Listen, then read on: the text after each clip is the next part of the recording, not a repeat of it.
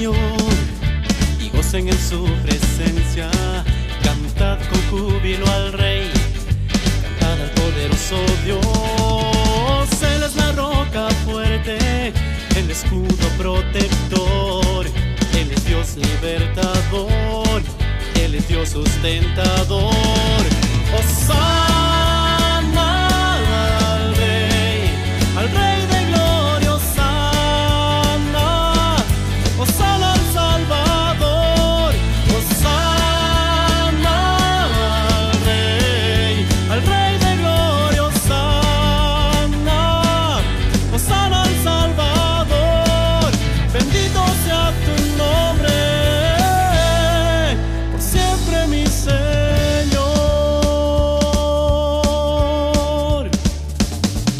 Si ejércitos acamparan, tú me protegerás.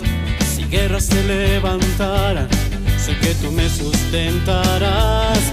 Porque en tu nombre hay poder, en tu nombre hay libertad. Y ante tu diestra y majestad, mis enemigos hoy caerán. Hosana al Rey de gloria, Hosana, Hosana al Salvador, Hosana al Rey de gloria, Hosana, Hosana al Salvador. Bendito sea tu nombre. Hosana al Rey de gloria, Hosana, Hosana al Salvador, Hosana,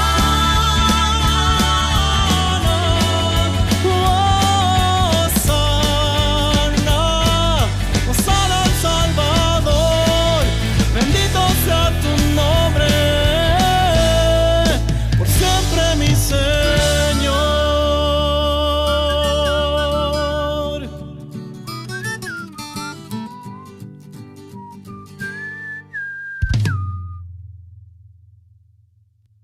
Muy buenos días, mis queridos hermanos, amigos, familia de la fe, que nos siguen en esta mañana, en este domingo sumamente importante para el pueblo de Dios, para el pueblo cristiano, para quienes hemos aceptado el camino que Cristo Jesús nos abrió para tener de vuelta al Padre. Digo, es una semana súper importante que acabamos de concluir. A lo largo de esta semana, en nuestras distintas redes sociales hemos recibido unos preciosos mensajes de los distintos siervos, colaboradores de la iglesia, hablando precisamente de lo sucedido y de las instancias y de lo que implica todo lo obtenido a través del sacrificio de Jesucristo en la cruz del Calvario, que fue la culminación del plan redentor de Dios para la humanidad, para esa humanidad que le creó a su imagen y semejanza, para esa humanidad que le ha dado la espalda. No obstante, el amor de Dios es tan grande, que las puertas siguen abiertas, los brazos siguen abiertos para quienes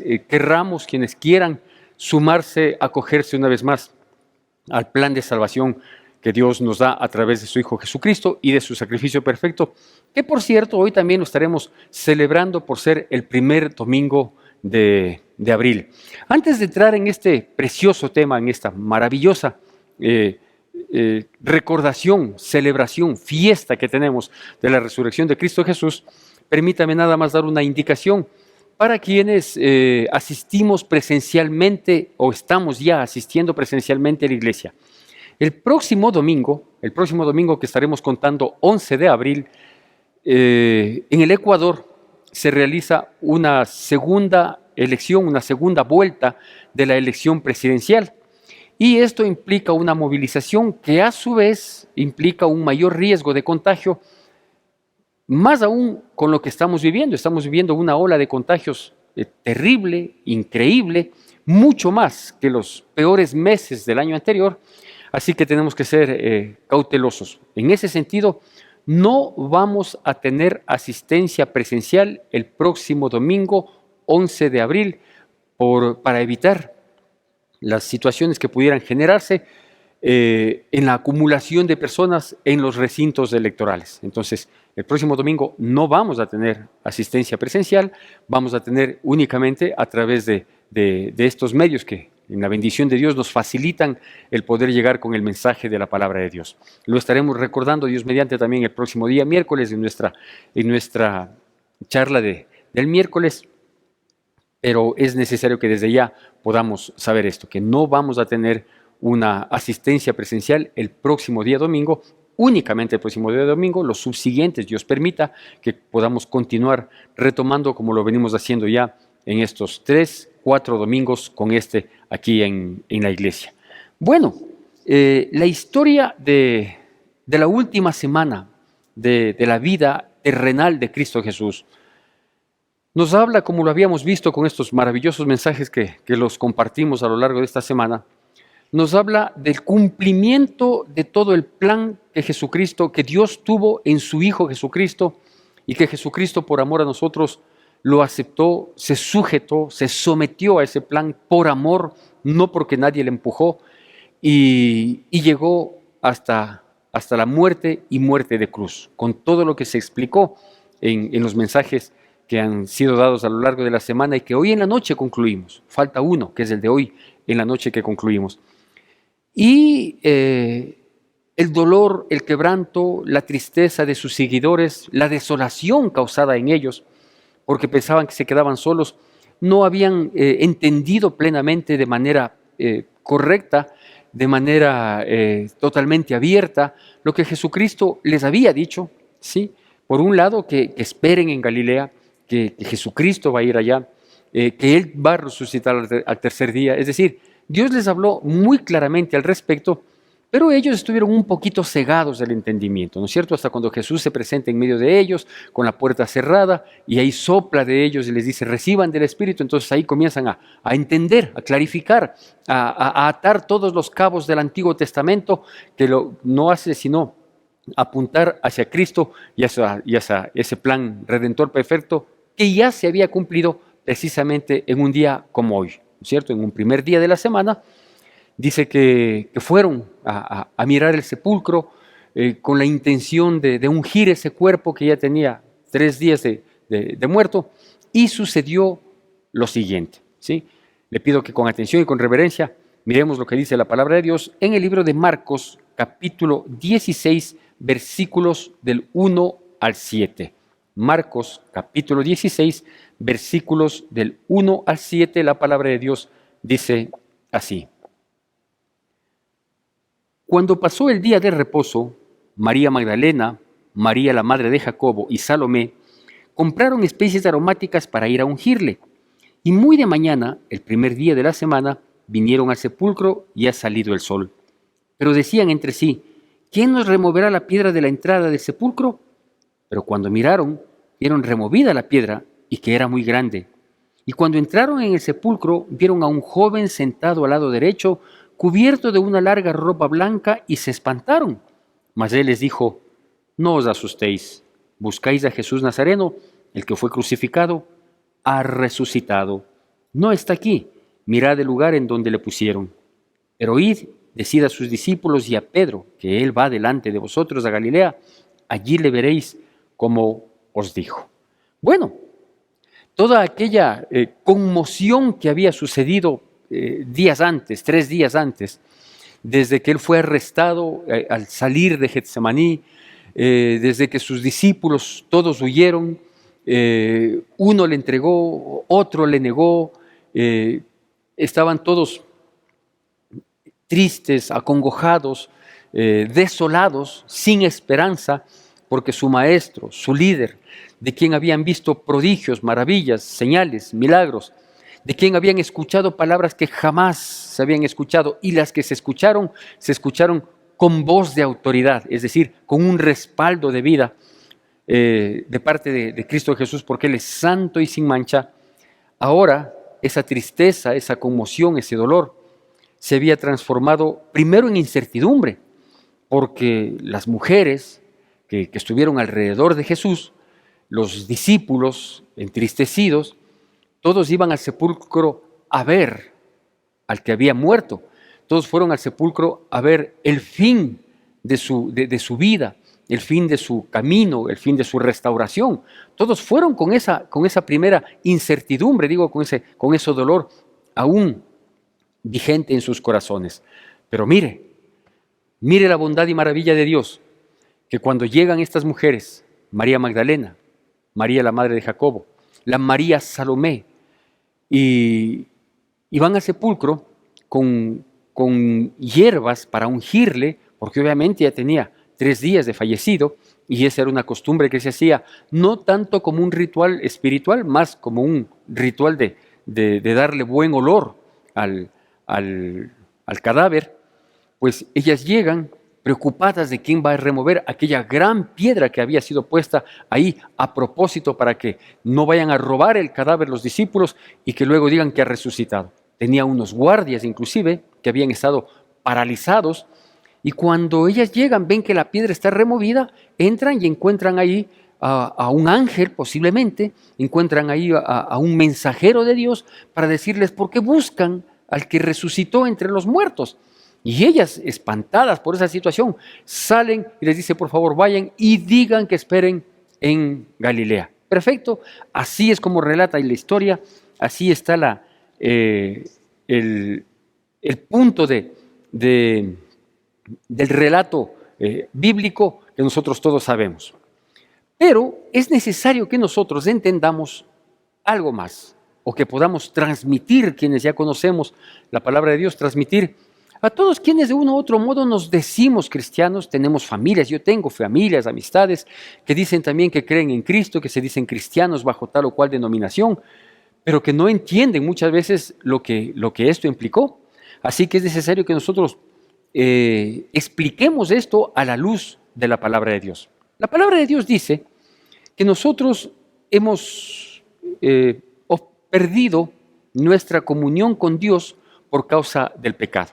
¿Sí? Hemos perdido nuestra comunión con Dios. Usted recordará allá en Génesis capítulo 1 y 2 que Dios tenía un contacto permanente, pleno, una intimidad increíble con el ser humano que había creado a su imagen y semejanza.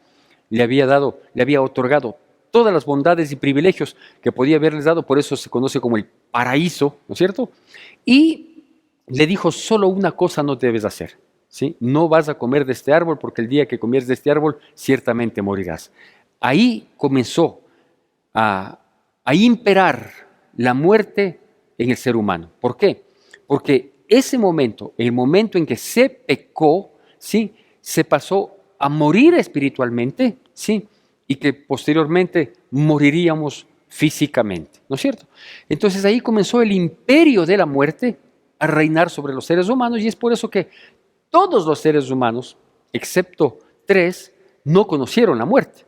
Perdón, excepto 2, no conocieron la muerte. ¿Sí? El uno fue Enoc y el otro fue el profeta Elías. Son las únicas 2 personas que la palabra de Dios nos habla de que fueron llevados a la presencia de Dios, fueron arrebatados, ¿sí? Y que no conocieron la muerte. Pero del resto de personas, todos conocieron la muerte. Entonces, la muerte venía imperando. ¿Sí? La muerte física y la muerte espiritual han venido imperando sobre la humanidad a lo largo de toda la existencia de la misma. ¿Qué es lo que pasó cuando Jesucristo resucita al tercer día? Que el imperio de la muerte terminó. Y terminó por 2 razones, o terminó en los 2 ámbitos. Terminó en el ámbito espiritual, ¿sí? Y terminó en el ámbito físico también. Porque si Jesucristo resucitó, nosotros también resucitaremos. Entonces, lo primero que nosotros debemos entender es que con la resurrección de Cristo terminó el imperio de la muerte. La segunda cosa que nosotros debemos entender es que a su vez, al morir Jesucristo, la palabra de Dios dice que el velo del templo se rompió. Permítame explicarles rápidamente lo que implica el velo del templo. El velo del templo dividía al antiguo templo en 2 instancias. ¿Sí? El lugar santo, en donde se ofrecían los sacrificios, donde tenían acceso los sacerdotes, y el lugar santísimo, en donde, pasando este velo, entraba una sola vez al año el sumo sacerdote para hacer expiación por los pecados, es decir, para cumplir un rito para que la gente se sienta perdonada de pecados y a ver si es que no los volvía a cometer. Pero esto, a pesar de que se hacía una vez al año y con todo un ritual de rociar la sangre, etcétera, etcétera, y la condición del sumo sacerdote, en fin, sí, esto no cambiaba la vida. ¿sí? Es decir, la gente seguía pecando, la gente llegaba allá con un aparente espíritu de contrición, pero la gente seguía pecando, seguía fallando, ¿no es cierto? Pero ese velo dividía el lugar santo y el lugar santísimo, es decir, del Dios todopoderoso que se manifestaba en el tabernáculo, ¿sí? Al pueblo había este velo que impedía. Lo que sucedió cuando Jesucristo muere, ¿sí? Es abrir el velo, rasgar el velo, quitar el velo, para que nosotros hoy podamos tener acceso directo al Padre. Entramos en la misma presencia de Dios cuando entramos con un corazón contrito, cuando entramos con una predisposición, cuando entramos con un acto de fe en Cristo Jesús, ¿sí? Y tenemos acceso. Es decir, el plan de redención continúa, pero ahora ya de manera generalizada, es decir, ya no necesitamos de que el pastor o el sacerdote o el líder cumpla tal o cual ritual, sino que nosotros hoy, basta que predispongamos nuestro corazón, podemos entrar y buscar la presencia de Dios. De ese modo se abre este camino directo a Dios. Por otro lado, también algo que es sumamente importante y que a veces la gente no lo entiende bien, es que hasta aquel entonces, al pueblo de Dios le regía una ley, ¿sí? La ley del Antiguo Testamento, aquella que fue dada a Moisés y que fue dada a través también de los profetas, o que fue repetida, esparcida a través de los profetas, y el pueblo de Dios tenía que regirse esa ley que fue inicialmente escrita en piedra, ¿sí? En aquellas tablas de piedra de Moisés, y que después fue escrita en pergaminos para dejar constancia y para tener un parámetro para juzgar al pueblo, ¿no es cierto? Pero ¿qué pasó con la resurrección de Cristo Jesús? Jesucristo dijo que Él había venido a abrogar la ley, ¿sí? ¿Qué significa abrogar? En un sentido, abrogar significa abolir, acabar, pero en un sentido más completo significa abolir para mejorar la ley, ¿no es cierto? Entonces, no es que cuando Cristo vino, ¿no es cierto? Y ya no tenemos que regirnos por la ley, y entonces vamos a vivir sin ley, sin límites, sin normas. No es así, ¿no es cierto? Más bien, como la ley no logró justificar, santificar y transformar, convertir al ser humano, sí, lo que Jesucristo hizo es lo que había anunciado también en el Antiguo Testamento, que ya no escribiré más la ley en tablas, sino en las tablas de vuestro corazón. Es decir, hay una mejor ley, hay una ley mucho más, valga la redundancia, mejorada, ¿sí? Pero que ahora ya no está escrita en un papel para decir, estás incumpliendo aquí, no has hecho esto, ¿no es cierto? Sino que lo que está diciendo es que esa ley fue escrita en nuestro corazón. ¿Cómo fue escrita en nuestro corazón? Por el amor que Jesucristo manifestó al ponerse en nuestro lugar en la cruz del Calvario y luego descender de ella, entrar al sepulcro y luego dejar vacío al sepulcro y a esa cruz por su resurrección. Entonces es necesario que nosotros, al saber que la ley ha sido, o la etapa de la ley ha sido concluida y nosotros vivimos en una gracia, ¿sí? Pues debemos entonces, y cabe plenamente preguntarnos, ¿qué pasa con el creyente respecto de la resurrección de Cristo? ¿Qué pasa con el creyente? ¿No es cierto? O sea, si ya no somos juzgados por la ley, sino que hay la ley de Cristo, ¿sí? Que es la gracia del Señor Jesucristo, y que, como insisto, no es que se acabó la ley y ya no hay más, ¿no es cierto? No, la abrogación de la ley que Jesucristo habló es dejar sin efecto, porque no pudo cumplir un cometido de transformar a las personas, aquella ley escrita en tablas. Entonces Dios escribió en nuestros corazones, y al escribir en nuestros corazones, pues algo debe pasar en la vida del creyente. ¿Cómo se va a llamar esta prédica? Obviamente esta prédica se llama, la primera parte del nombre le voy a dar, ¿sí? Se llama Jesús resucitó. Y hemos visto lo que se logró con la resurrección de Cristo Jesús. Jesús resucitó, ¿sí? Pero hay una siguiente parte que tiene que completar este tema que le voy a decir un poco más adelante. En el libro de Romanos, capítulo 6, versículos del 4 al 6, Romanos capítulo 6, versículos del 4 al 6, la palabra de Dios dice así. Le pido por favor con atención y con reverencia usted siga esta porción bíblica, que va a salir también en pantalla. Y dice así: porque somos sepultados juntamente con Él para muerte por el bautismo, a fin de que, como Cristo resucitó de los muertos por la gloria del Padre, así también nosotros andemos en vida nueva. Porque si fuimos plantados juntamente con Él en la semejanza de su muerte, así también lo seremos en la de su resurrección. Sabiendo esto, que nuestro viejo hombre fue crucificado juntamente con Él, para que el cuerpo del pecado sea destruido, a fin de que no sirvamos más al pecado.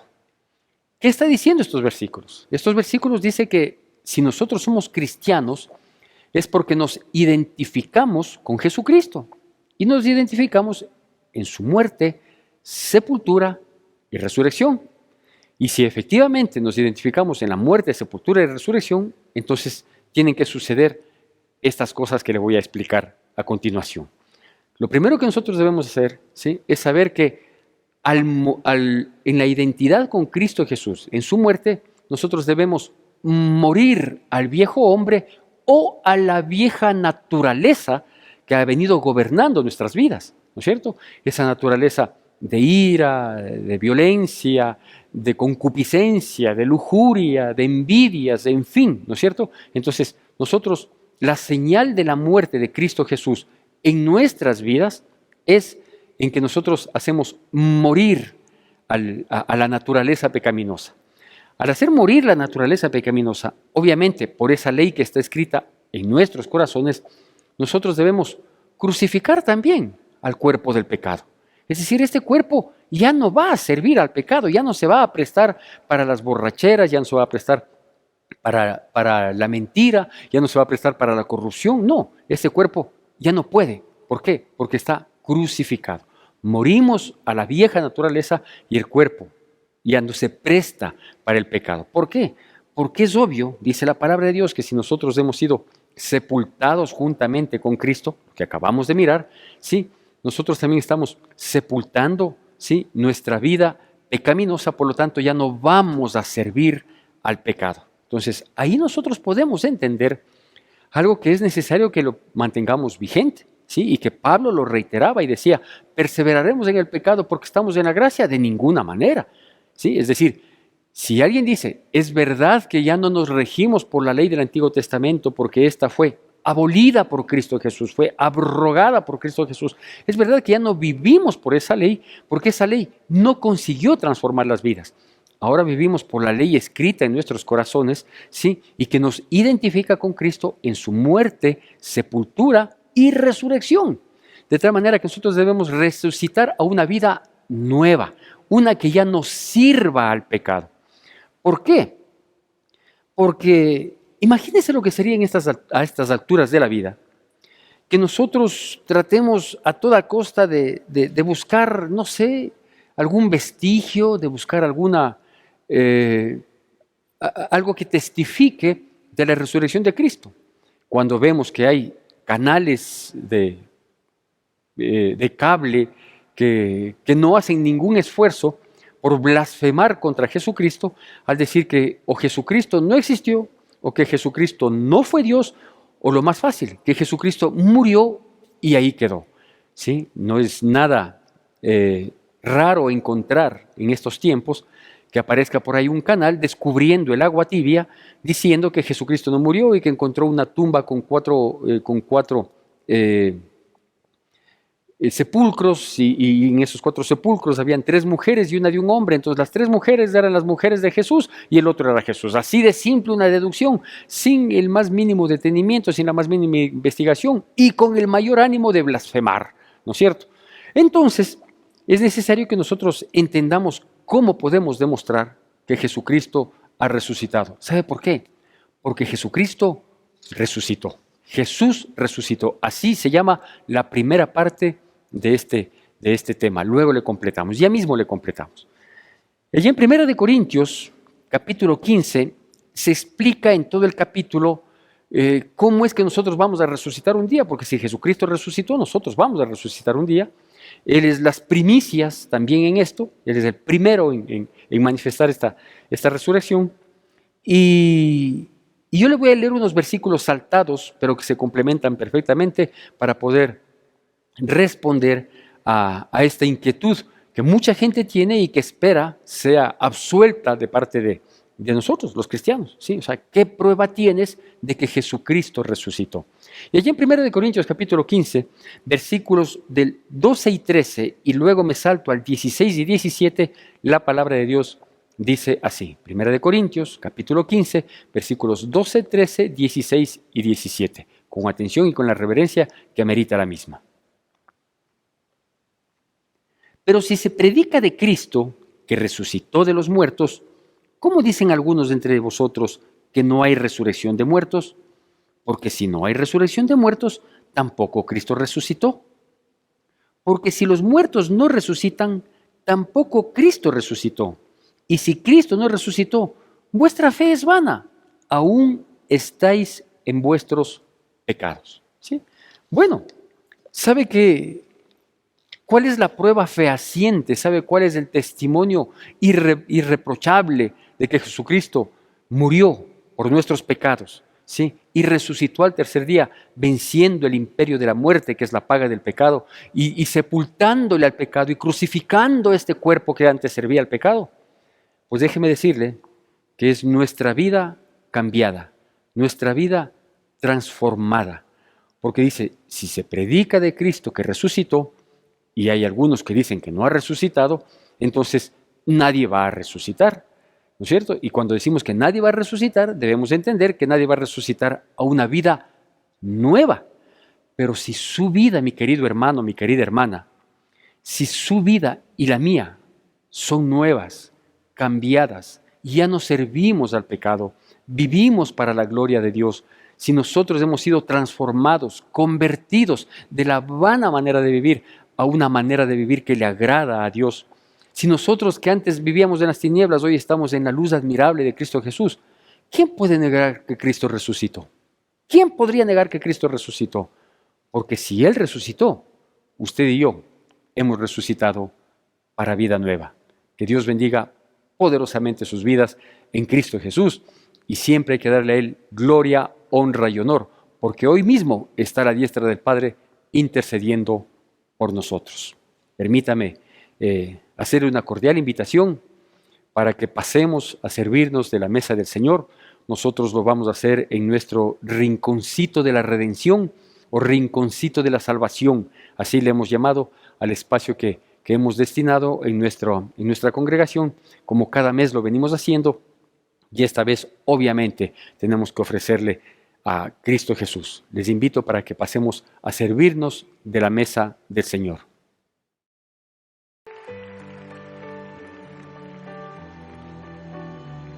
Como todos los primeros domingos de cada mes, la Iglesia Cristiana Evangélica, por lo general, recuerda el sacrificio de Cristo en la cruz del Calvario, sirviéndonos del pan como simbología de su cuerpo y del vino como la representación de su sangre.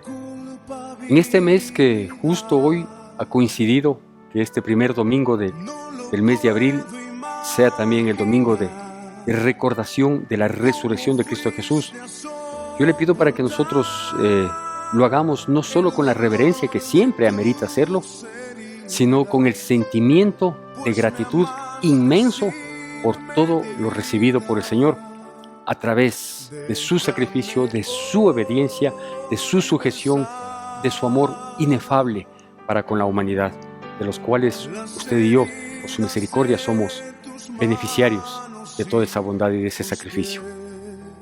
Porque yo recibí del Señor lo que también es de dado. Que el Señor Jesús, la noche que fue entregado, tomó pan. Tomemos, por favor, este pan que previamente fue troceado y que salta a nuestra memoria el dolor, quebranto, azotes, bofetadas, insultos que sufrió nuestro Señor Jesucristo por amor a usted y por amor a mí. Bendito Señor, bendecimos este trozo de pan en la simbología del cuerpo de tu Hijo, nuestro Señor Jesucristo, que por un amor incomprensible aceptó recibirlo siendo santo y sin mancha, pagar un precio que a Él no le correspondía, poniéndose en nuestro lugar. Bendecimos, Señor, este trozo de pan en la simbología del precioso cuerpo de nuestro Señor Jesucristo. Y habiendo dado gracias, lo tomó, lo partió y lo dijo: comed, este es mi cuerpo que por vosotros es entregado. Haced esto en memoria de mí. Podemos comer del pan.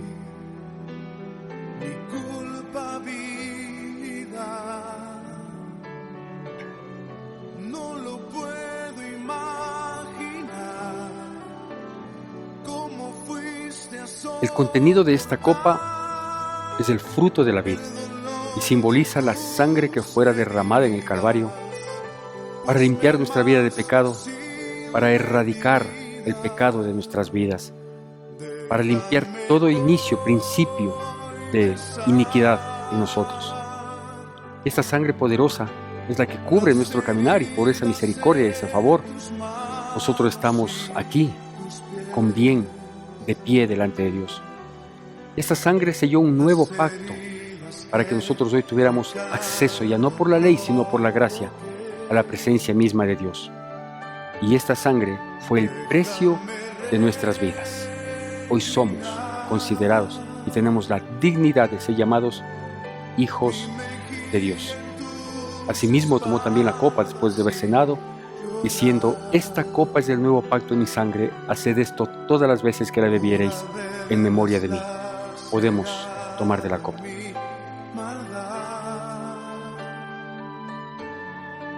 Así pues, todas las veces que comamos este pan y bebamos de esta copa, la muerte del Señor anunciamos hasta su venida. Precioso Dios, queremos darte gracias por tu infinito amor, por esa misericordia con la que miraste nuestras vidas, con tanta compasión y a su vez con tanto amor, para rescatarnos y darnos hoy acceso a tu misma presencia, Dios, por el sacrificio que hoy estamos recordando y que hoy estamos celebrando. Gracias, Señor. Queremos vivir en obediencia y en sujeción para demostrar nuestro amor y gratitud. En el nombre precioso de Jesucristo. Amén, amén y amén. Que la gracia de nuestro Señor Jesucristo, el amor de Dios nuestro Padre, la comunión y consolación de su Santo Espíritu sea con todos y cada uno de nosotros, y el pueblo de Dios, que es el pueblo vencedor sobre la faz de la tierra, dice: amén. Te recordamos las actividades que tenemos para esta semana. Seguimos en oración todos los días a partir de las 9 de la noche. El miércoles 7 de abril, nuestro pastor nos compartirá un mensaje de reflexión. Madres unidas para orar todos los sábados a las 7 de la mañana a través de Zoom y WhatsApp. Tu donación es importante para sostener la obra de Dios. Puedes realizar tus aportes en la cuenta de la Iglesia Evangélica Centro de Adoración Cristiana o acercarte a las oficinas de la iglesia. Gracias por acompañarnos.